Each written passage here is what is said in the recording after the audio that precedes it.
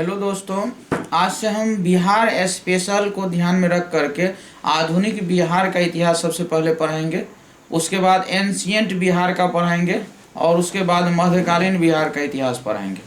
क्योंकि अभी हम मॉडर्न इंडिया आपको पढ़ा रहे हैं तो उसी कड़ी को कंटिन्यू यहाँ कर रहे हैं, क्योंकि मॉडर्न इंडिया आपको लाइव में पढ़ा रहे हैं। अब बिहार स्पेशल का जो भी है, बिहार स्पेशल में बिहार हिस्ट्री होगा, फिर बिहार का ज्योग्राफी होगा, तो हमने सोचा है कि इसको लाइव ना करके रिकॉर्डेड फॉर्म में पढ़ाएं।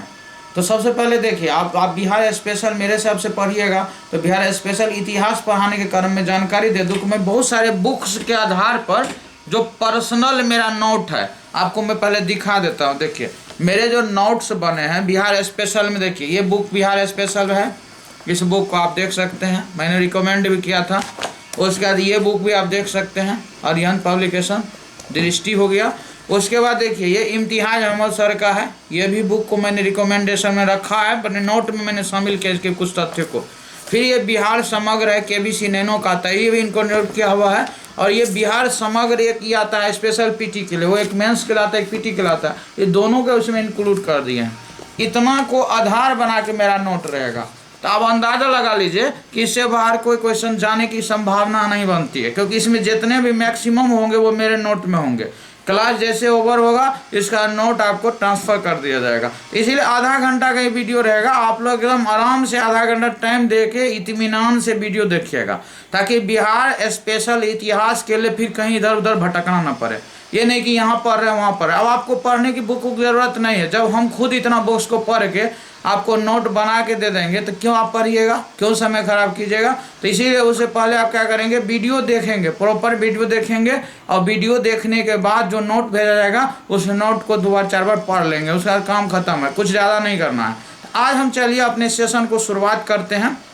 पहला जो मेरा सेशन आज शुरू कर रहे हैं, बिहार में यूरोपीय कंपनियों का आगमन, ये टॉपिक से हम शुरू करने जा रहे हैं बिहार में। क्योंकि अब देखिए 66 में भी क्वेश्चन यहाँ से पूछा है और 65 में भी पूछा है। तो अब इस टॉपिक को बीपीएससी देख रहे हैं कि कैच कर रही है, तो इसलिए यहाँ से इंपॉर्टेंट हो रहा है। क्वेश्चन जब आ रहा है लगातार तो देख लेना चाहिए। मान लीजिए एक क्वेश्चन ही आ गया और गलत कर ले तो नुकसान हो जाएगा, तो इससे बढ़िया है इसको पढ़ लेना है। ठीक है, ये कॉपी को आप पढ़ा देते हैं। कल फिर बिहार बंगाल में किस तरह से कंपनी मजबूती स्टैब्लिश की है, जैसे प्लासी युद्ध, बक्सर युद्ध, तो उसको फिर हम पढ़ा देंगे। तो आज सबसे पहले हम बिहार में यूरोपीय कंपनी का आगमन को पढ़ाते हैं। तो देखिए आपको हम जब नेशनल में पढ़ा रहे थे यूरोपीय कंपनी का भारत में आगमन, तो रीजन सेम टू सेम है। कंपनी कोई भी आती है तो उसका रीजन वही है, क्योंकि इंग्लैंड में क्या हो रहा था, इंग्लैंड में उस समय में देखिए औद्योगिक क्रांति हो रहा था। औद्योगिक क्रांति के कारण बहुत बड़े स्तर पर उसका उत्पादन हो रहा था, तो उस उत्पादन को सेल करने के लिए मार्केट चाहिए था। तो उसको मार्केट के लिए भी इंडिया मिला और भी कई देश में उपनिवेश उसने स्थापित किए, तो उसे सामान मिला। उसके बाद आपको बताए थे पुनर्जागरण हुआ। पुनर्जागरण जो है नए तरीके से वो लोग फिर से रेन्यूअल किया अपने आप को। उसको लगा नहीं मध्यकाल में मेरे से कुछ चूक हो गए, तो उसको मॉडर्न में अपने आप को अपग्रेड किया तो नए नए थॉट के साथ सामने आ गया। नए थॉट आया तो उसी में एक समुद्री खोज आ गया। समुद्री खोज आया तो ये भी उसका एक थॉट का हिस्सा हो गया। तो समुद्री खोज में जो राजा थे या वहाँ के रानी थी वो बताए थे, प्रमोट किया उनको, तो वो फिर व्यापार के लिए हम जलीय मार्ग का रास्ता ढूंढा। जो बताए थे कि अटलांटिक महासागर जो स्पेन से पुर्तगाल से ये लोग अटलांटिक के किनारे हैं, तो अटलांटिक के नजरिए क्या हुआ, वो घूमते घूमते अफ्रीका के साउथ पॉइंट पे आ गया, केप ऑफ गुड होप, और वहाँ से इंडियन ओशियन में प्रवेश किया। फिर बताया था अब्दुल मजीद नाम के एक व्यापारी थे, गुजरात के थे, उसने बताया था जमोरिन का रास्ता, यानी केरल तक वो आ गए और वहाँ से फिर इंडिया में कंपनी एस्टैब्लिश हो जाती है।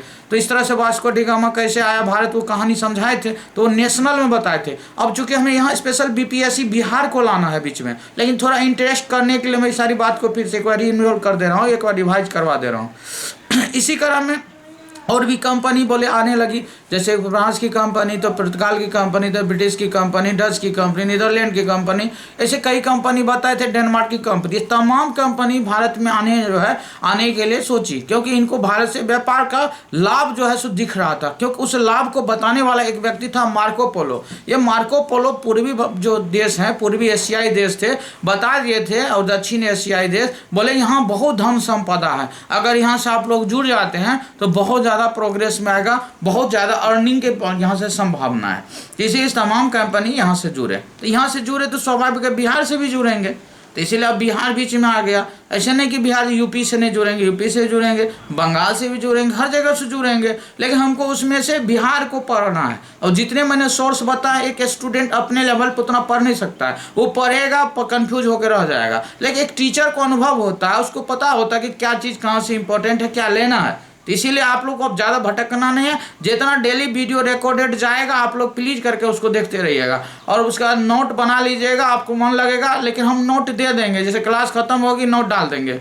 ये मेरा टेलीग्राम की जो ग्रुप है बीपीएससी यूपीएससी रिगार्डिंग करके, वो कैपिटल एक्शन में सारा, उसको ज्वाइन कर लीजिएगा। एक तो वो हो गया, और दूसरा जो पॉइंट है व्हाट्सएप ग्रुप भी है मेरा 7903724296। इस नंबर पे भी आप हमको ज्वाइन कर सकते हैं। तो ये नंबर आप मैसेज करिएगा तो हम ज्वाइन कर देंगे टेलीग्राम यानी कि व्हाट्सएप ग्रुप पे। तो दोनों जगह मटेरियल हम सेंड करेंगे, ठीक है। अब चलिए हम बिहार में आके कनेक्शन कर देते हैं हिस्ट्री को, बिहार में यूरोपीय व्यापारियों को कनेक्ट कर देते हैं। कहाँ से? बिहार से ला के कनेक्ट करते हैं। तो देखिए सर्वप्रथम जो बिहार है, 17वीं शताब्दी में बिहार में यूरोपीय कंपनी का या यूरोपीय व्यापारियों का प्रवेश हुआ। जब ये प्रवेश हुआ तो प्रारंभ में जितने भी व्यापारी थे, शुरू में कुछ लोग डच वगैरह जो जुड़े थे तो सोरा व्यापार के लिए, क्योंकि बिहार जो है सोरा का बहुत बड़ा सेंटर था। सोरा कहने का मतलब है कि इसका बारूद बनता था, ठीक है। और अकबर अपने जमाने में इसका उपयोग पानी को ठंडा करने के लिए करते थे। तब समय के हिसाब से अब तकनीक बढ़ गया, बोले ना तकनीकी परिवर्तन हो रहा था, तो लोग सोरा बनाकर बारूद बनाना, बारूद बुलेट और भी कई चीजें बनाने लगा, तो उसमें इस्तेमाल सोरा का हुआ। तो सोरा बहुत ही उपयोगी हो गया यूरोपीय के नज़र में, भारतीय के नज़र में इंपॉर्टेंट नहीं था। तब बिहार क्या था? सोरा का बहुत बड़ा सेंटर था, सोरा का पटना बहुत बड़ा सेंटर था। साथ ही साथ अफीम जो है ये बिहार बहुत बड़ा सेंटर हुआ करता था। आज अफीम अफगानिस्तान सेंटर है, लेकिन उसमें बिहार हुआ करता था। तो अफीम से भी कुछ लोग जुड़े उसमें से, क्योंकि अफीम का यूज जो है दवाई बनाने में होता है। तो लोग को अपना टेक्निकल प्रोग्रेस हो गया, तो सबको पता लग गया होगा कि इसका क्या क्या यूज हो सकता है। अब देखिए बिहार में पुर्तगाली कंपनी का आगमन से शुरू करते हैं, क्योंकि पुर्तगाल ही ऐसी कंपनी है जो भारत में भी सबसे पहले आई, तो बिहार में भी सबसे पहले आएगी। तो इसलिए सर्वप्रथम बिहार में पुर्तगाली कंपनी आती है। जब ये आती है तो ये बिहार में आती नहीं है पटना में, ये डायरेक्ट हुगली से नाव के जरिए आता है, जलमार्ग के जरिए, गंगा नदी के जरिए आता है पटना। पटना से अपने काम की चीज़ें, जैसे यहाँ से ले जाता है सूती वस्त्र, ठीक है, और लेके आता है वहाँ से मसाला और चीनी, बस यही ये व्यापार करता है और फिर ये चला जाता है। और ये 17वीं शताब्दी के शुरुआती दौर में ही ये बिहार से जुड़ते हैं। तो ऐसे कोई स्पेसिफिक डेट नहीं है इनका जो बता दे कितना माया, 17वीं शताब्दी के शुरुआत में जुड़ते हैं। बस इतना ध्यान रखना है कि पुर्तगाली सबसे पहले आया, तमाम कंपनी में पुर्तगाली सबसे पहले आने वाली कंपनी है। ये आपका काम खत्म हो गया। उसके बाद देखिए बिहार में डच, क्योंकि कंपनी के आने के क्रम में दूसरा नंबर डच का है, पहला नंबर आपको पता है पुर्तगाल का कंपनी आने के क्रम में, तीसरा नंबर आपको पता है ब्रिटिश का है कि नहीं, ये आपको बताया जा चुका है। तो यहाँ पे बस उतना बताएंगे तो टाइम टेक हो जाएगा, लंबा वीडियो हो जाएगा। तो इसीलिए हम क्या कर रहे हैं, जो पढ़ा दिए वो वीडियो जो नहीं देखे वो देखेंगे। वहाँ पे भारत में यूरोपीय कंपनी का आगमन नाम से चैप्टर बना हुआ है, और यहाँ पे बिहार में यूरोपीय कंपनी का नाम से आपको चैप्टर बना मिलेगा। तो यहाँ बिहार स्पेसिफिक हम बात करते हैं। अब बिहार में डच का देखिए, तो डच जो है 1632 में बिहार आता है सबसे पहले।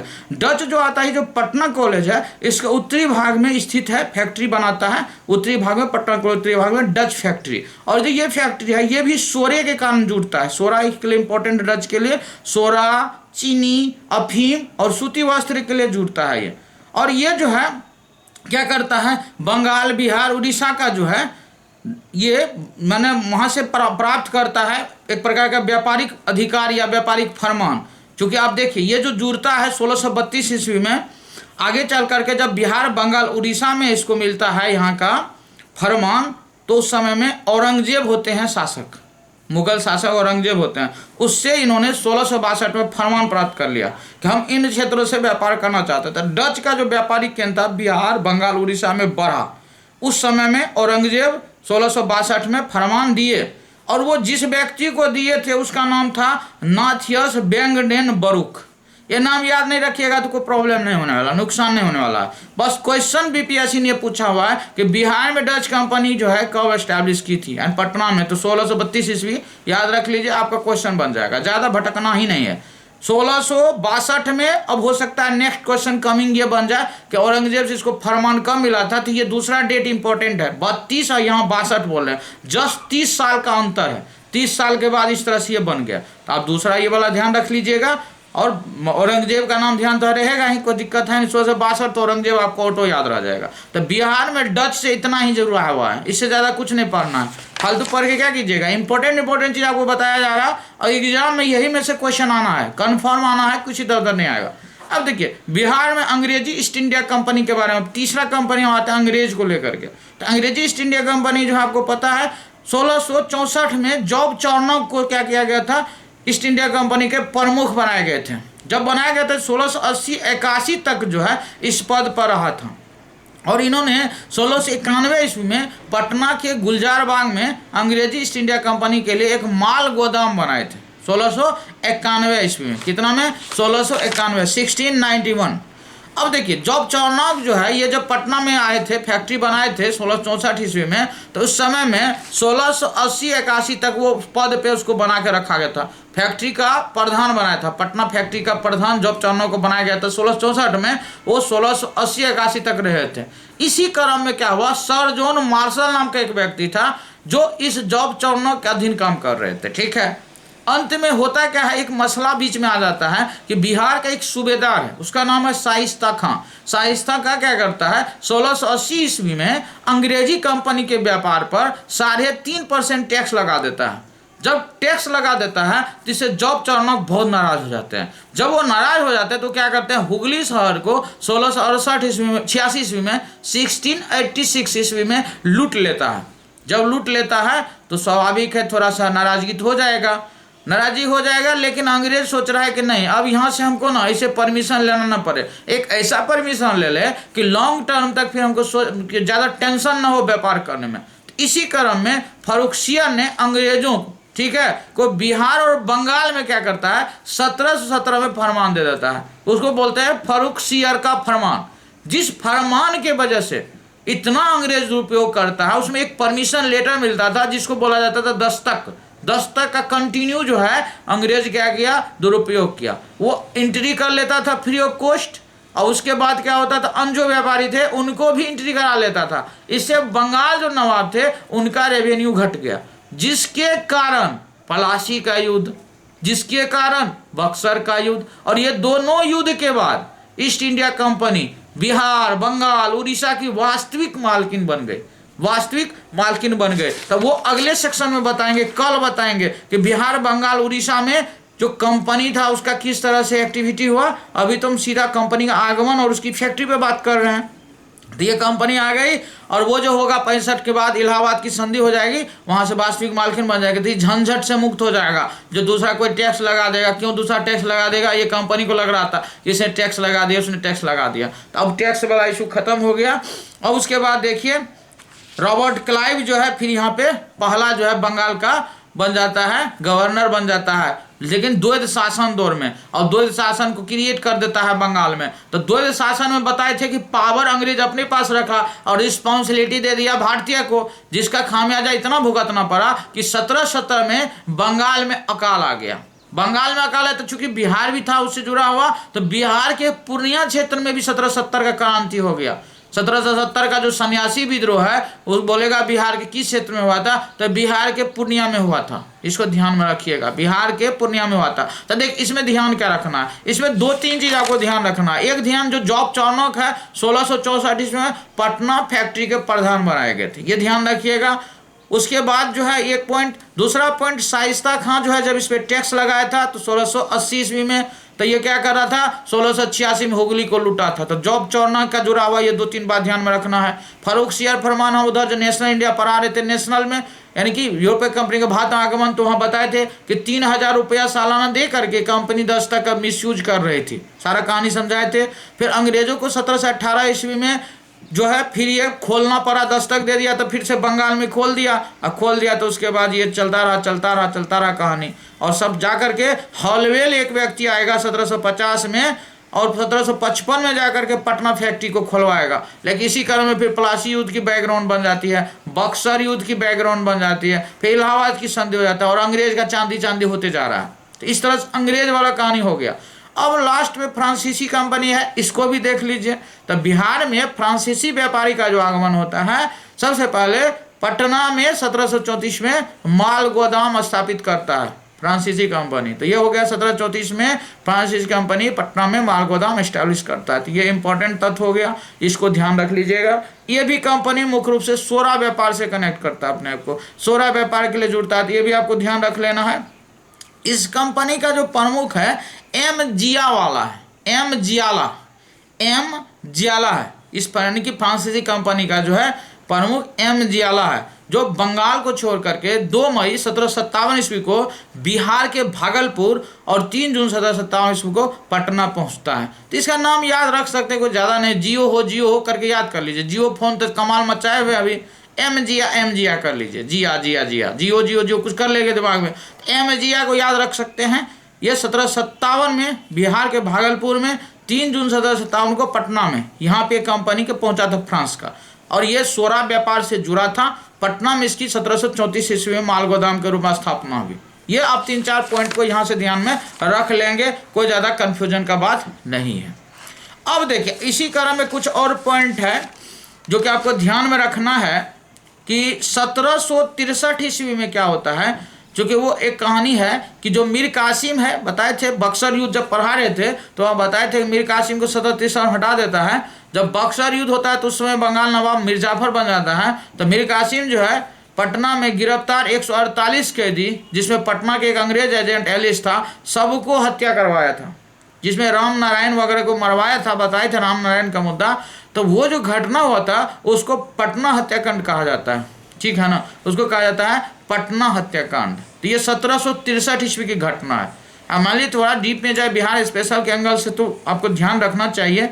उसके बाद देखिए रेवेन्यू काउंसिल ऑफ पटना बनाया गया था 1770 ईस्वी में, लेकिन जो अध्यक्ष थे जेम्स अलेक्जेंडर थे। कौन थे? जेम्स अलेक्जेंडर के अध्यक्षता में 1770 ईस्वी में रेवेन्यू काउंसिल ऑफ पटना बनाया गया था। तो इसको ध्यान रख लीजिएगा। 1770 का बता दिए सन्यासी विद्रोह बिहार के पूर्णिया में हुआ था, ये भी इम्पोर्टेंट है। फिर देखिए ये जो अब्दुल्ला खां और अली खां था, सैयद हुसैन अली खां, ये दोनों को सैयद बंधु के नाम से जाना जाता है। ये दोनों नृप निर्माता माने जाते हैं इतिहास में। नृप मतलब राजा का निर्माण किया है, मुगल शासक को बदलना, उठाना, बैठाना, ये इनके दाएं बाएं हाथ था। ये दोनों भाई सैयद बंधु के नाम से कहलाते हैं। सैयद हुसैन अली खां एक नाम था और दूसरा नाम था अब्दुल्ला खां, ठीक है, ये दोनों सैयद बंधु के नाम से। इसमें देखिए बिहार का सूबेदार जो रहता सैयद हुसैन अली खां रहता। तो मैंने कुछ उठा ले क्वेश्चन, तो आपको जानकारी के लिए याद रख लेना है। अब एग्जाम निकट आ गया तो आपको मेन चीज को फोकस करना है कि सैयद हुसैन अली खां जो है बिहार के क्या थे? सूबेदार बनाए गए थे। लेकिन ये दोनों क्या थे? अली बंधु थे, जो राजा बना के काम किए थे। उसके बाद देखिए बिहार में 1770 का जो वहाँ पे बंगाल में सन्यासी विद्रोह हुआ तो वहाँ अकाल आया था, तो उससे बिहार भी प्रभावित हुआ था 1770 के अकाल से। एक अकाल रिव्यू में 1783 में फिर से आ गया। तब अंग्रेज क्या किया कि इस अकाल से बिहार को बचाने के लिए पटना में गोलघर बनाया। ये जो गोलघर है 1783 ईस्वी के अराउंड में बनाया हुआ है, तो अनाज रखने के लिए बनाया था, ताकि अकाल आए तो अनाज को उसमें संरक्षित किया जाए। लेकिन उसका गेट ही नहीं कभी खोला, क्योंकि बनाने में थोड़ा मिसिंग हो गया, वो कहा जाता है गेट ही नहीं खोला वो, ठीक है ना। तो उसका अपना टेक्निकल इशू रहा होगा, लेकिन उसका जो मेन मोटो था अनाज को रखने के लिए। तो 1783 याद रह जाएगा, कहानी जोड़ के पढ़िएगा, इतिहास याद रहेगा। तो ये यहाँ की कहानी हो गई। उसके बाद देख लीजिए, आपको फिर से मेरा न्यूल कर देते हैं 1 मिनट। जो पुर्तगाल कंपनी थी 17वीं शताब्दी के पूर्वार्ध में जुड़े थे इंडिया से, यानी बिहार से, ठीक है। इंडिया से तो 1498 में जुड़ गए थे। अब डच कंपनी जो है 1632 ईस्वी में जुड़े, 1632 ईस्वी में। ब्रिटिश कंपनी 1651 ईस्वी में पटना से जुड़े। डेनिश कंपनी 1774 ईस्वी में जुड़े, ठीक है। इतना अगर आपको ध्यान में रह गया, आई थिंक मेरे ख्याल से बहुत है, इतना याद रख लेंगे ना, कोई दिक्कत नहीं है। एक फ्रांस का भी है 1734 ईस्वी, तो फ्रांस रख लीजिएगा 1734 ईस्वी। इतना कहानी बिहार का यूरोपीय कंपनी का आगमन आपके लिए काफ़ी है। अब देखिए कुछ क्वेश्चन बिहार में पूछा हुआ है बीपीएससी में, तो मैंने वो क्वेश्चन को भी लिख दिया है। नोट जब देंगे तो उसमें लास्ट में क्वेश्चन रहेगा, उसमें आंसर भी रहेगा। अब कभी कभी क्या होता है, किसी प्रश्न का आंसर गलत टिक लग गया तो वो नहीं, आपको जो पढ़ा है उस पर फोकस रखना है। क्वेश्चन तो आप खुद ही पकड़ लेंगे कौन गलत कौन सही उत्तर है। कभी कभी होता है, मान लीजिए पढ़ते पढ़ते कुछ हो जाता है दिमाग में इधर उधर, तो कुछ गलत टिक लग गया तो वो मत देखिएगा उत्तर ही टिक क्या लगा हुआ है। आप अपना कॉन्फिडेंस को बिल्डअप करेंगे, अब जैसे एक क्वेश्चन पूछा है बिहार कि वर्ष 1632 ईस्वी में बिहार के पटना शहर में कौन सी कंपनी अपनी फैक्ट्री स्थापित की, तभी बताए डच, तो डच ठीक है, 1632 में डच का बना था। फिर दूसरा क्वेश्चन देखिए घुमा के दूसरे तरह से, वो 66 का क्वेश्चन पूछा हुआ।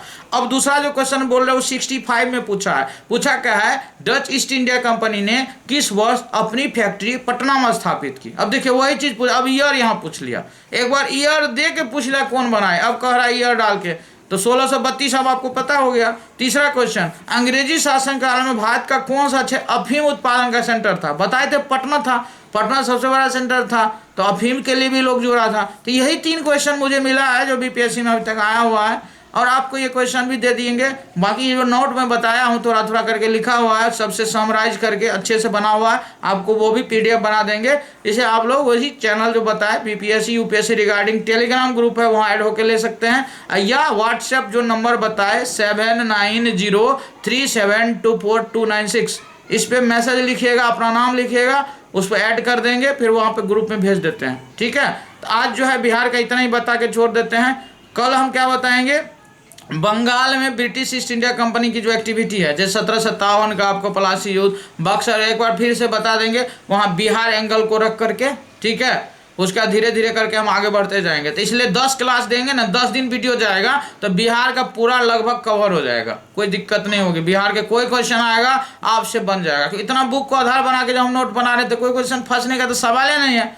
अब आपको क्या करना है, इस वीडियो को ज़्यादा ज़्यादा देखना, अच्छे से अच्छा से देख लेना है, उसका नोट आपको मिल जाएगा। उसके बाद क्या करना है, इसको लाइक करना है, शेयर करना और सब्सक्राइब करना है। तो चलिए, आपको ये वीडियो 24 घंटे में देख के रख लेना है, क्योंकि अगले दिन फिर वीडियो यही टाइम में जाएगा, क्योंकि ये वीडियो रिकॉर्डेड होगा। तो इसमें क्या होता है, जब हमको समय मिलेगा रिकॉर्ड करके डाल देंगे। तो आप लोग क्या करिएगा, 24 घंटे के अंदर देख लेना है। जैसे आज इस टाइम में जा रहा है तो कल 2-4 घंटा आगे पीछे होगा, लेकिन जाएगा वीडियो यही 4 बजे 5 बजे के रेंज में वीडियो चला जाएगा रिकॉर्डेड आपको। उसके बाद अपलोड हो जाएगा वीडियो, उसका आप देख सकते हैं, पब्लिकली रहेगा, हर कोई देख सकते हैं। ठीक है ना, तो चलिए आज की हम सेशन को यहीं क्लोज कर देते हैं। सभी लोगों को धन्यवाद, आप लोग जुड़िए और ज़्यादा से ज़्यादा शेयर करिए, ज़्यादा से ज़्यादा लोगों को जोड़िए, और ज़्यादा से ज़्यादा लोगों को परीक्षा में इस बार मतलब सफलता दिलाना है, मेरा ये मोटो है। इसीलिए मैं चाह रहा हूँ ज़्यादा से ज़्यादा लोग जुड़े और सही दिशा में चले, क्योंकि एक टीचर कोई पढ़ा होता है तो उसके पास अनुभव हो जाता है क्या चीज़ इंपॉर्टेंट है, वो ज़्यादा चीज़ों को छोड़ना जान जाता है। क्योंकि इस एग्जामिनेशन में ज़्यादा छोड़ना इंपॉर्टेंट है, ज़्यादा पढ़ना इंपॉर्टेंट नहीं है। जो छोड़ना जान गया वो मुझे रिजल्ट निकाल लेगा, जो एकदम पढ़ने में लगा है, कुछ कुछ बैठ के पढ़ते रहेगा तो पढ़ते रह जाएगा। इसीलिए मेरा आप सबसे अपील है कि शेयर करिए, चैनल ज़्यादा लोग तक पहुंचाइए, और जो लोग देखते हैं पूरा वीडियो देखिए, तब रहस्य समझ में आएगा। अब बढ़ा के वीडियो देखेंगे नहीं, आप जितने विद्यार्थी मेरे से जुड़े हैं वो तो बिल्कुल बढ़ा के नहीं देखेंगे, और जो लोग नहीं देखते हैं वो बढ़ा के देखते हैं, तो उनसे भी अपील मैं करता हूँ पूरा देखिए, प्रॉपर देखिए, अच्छा हो जाएगा कंसेप्ट, और दिमाग के अंदर जो गलत फहमियाँ हैं वो भी दूर हो जाएगी। तो चलिए आज हम सेशन को क्लोज कर देते हैं। अगर ज़्यादा बोल गए होंगे तो क्षमा कीजिएगा। ओके, धन्यवाद आप सभी लोग।